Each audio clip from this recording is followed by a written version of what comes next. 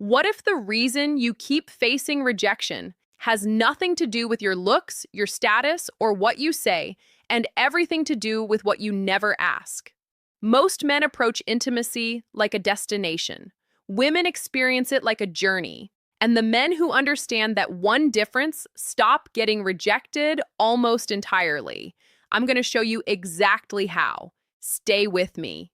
Here is what most men fundamentally misunderstand about women and intimacy. They treat it like a door that is either open or closed. She's either interested or she is not. So they push or they give up. But a mature woman does not operate in those two extremes. Her openness to intimacy is not a fixed state.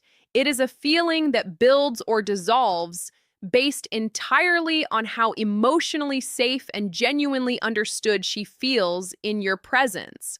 And the fastest, most powerful way to build that feeling is not through what you tell her. It is through what you ask her. The right questions do something almost invisible. They make her feel seen, valued, and deeply understood. And a woman who feels that way around you starts associating you with something rare, something she wants more of. Let me show you what that actually looks like. The first category of questions targets her inner world, not her biography. Most men ask surface questions. What do you do? Where are you from? Have you been here before? These questions gather information. They do not create connection. The questions that actually build intimacy go one layer deeper, not in an intrusive way, in a genuinely curious way. Questions like, what is something you used to believe about yourself that you no longer think is true? Or, what is something most people get wrong about you? These questions do something immediate and powerful.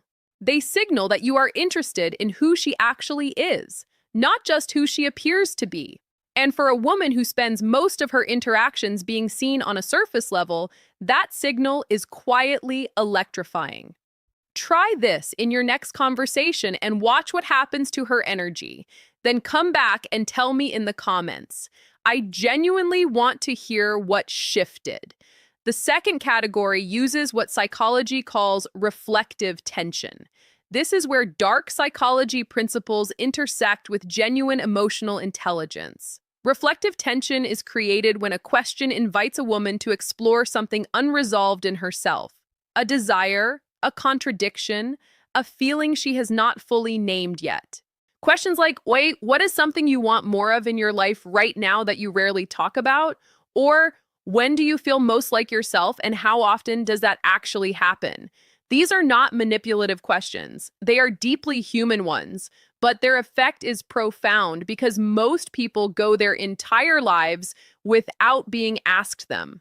When you ask them naturally, without agenda, without immediately relating it back to yourself, she opens. Not because of a trick, because you created a space that almost no one else ever creates for her.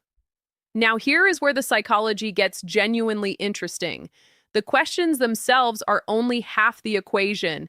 The other half is what you do after she answers. Most men listen just enough to respond. A man who creates real intimacy listens to understand and then reflects back what he heard at a slightly deeper level than she expressed it. If she says she feels most like herself when she is traveling alone, you do not say, "Great, I love traveling too." You say, "It sounds like solitude gives you something that most of your daily life does not. Is that right?" That reflection does something neurologically.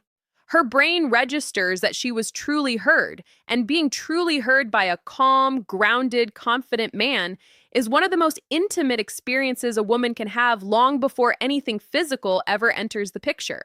Which matters more to you in a conversation, being interesting or being genuinely interested? Answer honestly in the comments. The third category is what I call permission questions, and these are the most underestimated of all. A permission question is one that invites her to go deeper without pressure. Things like, "Can I ask you something a little more personal?" Or, "I want to understand this better if you are comfortable sharing." These questions do two things simultaneously. They demonstrate respect, which builds safety, and they create a micro moment of choice for her, which builds investment. When she says yes, she has actively chosen to go deeper with you. That choice matters psychologically. She is no longer just responding to you, she is participating with you. And participation is the beginning of real intimacy. Here is the thread that connects all of this. Emotional safety, genuine curiosity, deep listening, and respectful invitation are not techniques layered onto an interaction. They are the interaction. The dark psychology element here is simply this. Most people are so starved for genuine connection that when a man provides it with confidence and calm, the effect feels almost magnetic. She cannot fully explain why she feels drawn to you, but she does. And she will keep coming back to that feeling. That is not manipulation. That is mastery. If this gave you a real shift in how you think about connection and intimacy, subscribe to this Stoic Pro YouTube channel. This is where men come to build the kind of depth and confidence that changes their relationships from the inside out. Leave a comment, share this with someone who needs it, and I will see you in the next one.